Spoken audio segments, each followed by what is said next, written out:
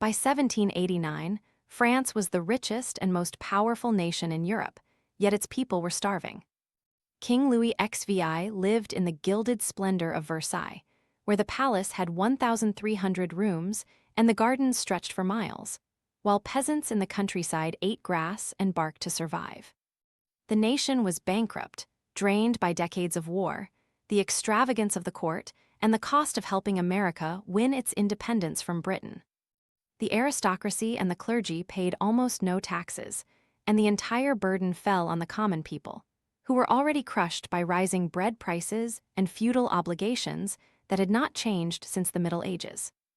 When Louis XVI summoned the Estates General in May 1789, the first meeting of the National Assembly in 175 years, he hoped to raise new taxes. Instead, he unleashed a revolution. The representatives of the common people, the Third Estate, demanded a voice proportional to their numbers. When the king locked them out of their meeting hall, they gathered in a nearby tennis court and swore an oath not to disband until France had a constitution.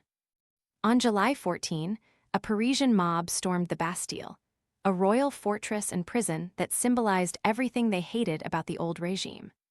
The guards were overwhelmed, the governor was killed, and his head was paraded through the streets on a pike. The revolution swept away the world that had existed for 1,000 years. The National Assembly abolished feudalism in a single night, stripping the nobility of their ancient privileges. The Declaration of the Rights of Man proclaimed that all men were born free and equal in rights, an idea that scandalized every monarchy in Europe. The church's vast lands were seized and sold. New weights and measures were introduced.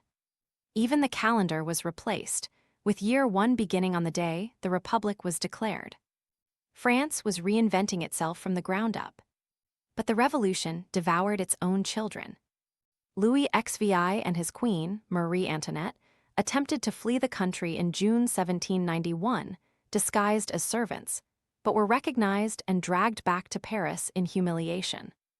The king was put on trial for treason, convicted, and on January 21, 1793, his head was severed by the guillotine before a crowd of thousands in what had been renamed the Place de la Révolution. Marie Antoinette followed him to the scaffold 9 months later. The execution of a king sent shockwaves across Europe, and every major power declared war on revolutionary France. The war and internal chaos gave rise to the Reign of Terror under Maximilien Robespierre and the Committee of Public Safety. For 10 months, the guillotine worked without rest. Aristocrats, priests, moderate politicians, and eventually revolutionaries who were not radical enough were arrested, given show trials lasting minutes, and executed. In the city of Lyon, prisoners were lined up and shot with cannons because the guillotine was too slow. In Nantes, thousands were loaded onto barges that were deliberately sunk in the Loire River.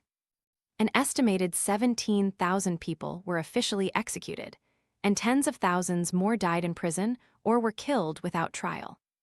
Robespierre himself was consumed by the machine he had built. On July 27, 1794, his political enemies turned on him. He was arrested, and when he tried to shoot himself, he succeeded only in shattering his jaw. The next day, he was dragged to the guillotine with his jaw hanging by a bandage, and the blade fell. The terror was over, but France was exhausted, bankrupt, and surrounded by enemies. The Republic staggered on for 5 more years under a corrupt and ineffective government called the Directory. Into this chaos stepped a young Corsican artillery officer who had made his name defending the revolution on the battlefield. Napoleon Bonaparte seized power in a coup on November 9, 1799, and within 5 years had crowned himself Emperor of the French. The revolution that had begun with the promise of liberty, equality, and fraternity had ended with a military dictatorship.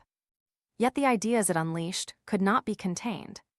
The principles of popular sovereignty, individual rights, and the abolition of hereditary privilege spread across Europe and the Americas, inspiring revolutions and reforms that would reshape the world for the next 2 centuries. The old order was gone, and nothing would ever be the same.